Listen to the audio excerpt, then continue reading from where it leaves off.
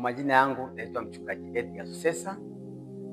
Natokea Chuo cha Biblia Arusha, Ngaramtoni. Leo nimependa nishirikiane na wewe somo linalosema madhara ya kusema uongo.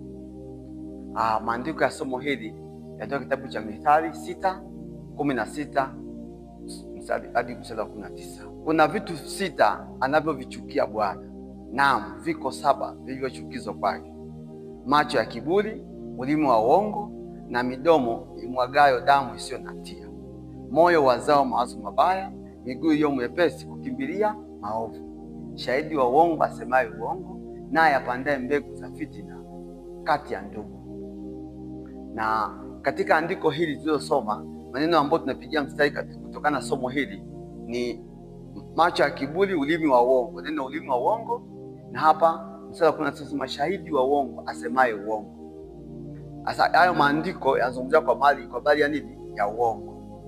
Watu wengi sana wamekuwa wakisema uongo na wanachukulia uongo kama kivumishi, yani kama jambo la kawaida tu. Yani hakuna hofu yoyote. Mtu akisema uongo anaona jambo la kawaida kabisa. Akidanganya mtu anaona jambo la kawaida kabisa. Lakini nataka nikwambie ndugu mpendwa unanitazama, kwamba jambo la kusema uongo si jambo la kawaida, ni chukizo kwa Mungu. Maana Mungu amesema katika vitu sita anavyovichukia ni ulimi wa uongo, na pia anachukia shahidi ya uongo asemaye uongo.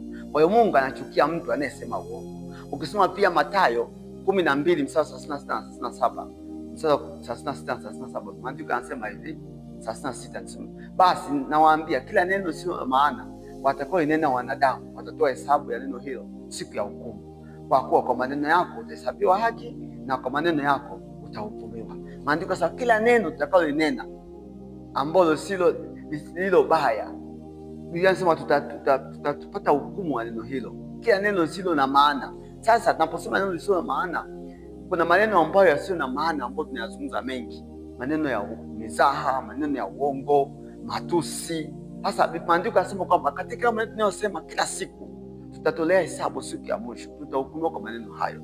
Sasa labda niseme kwamba uongo ni nini?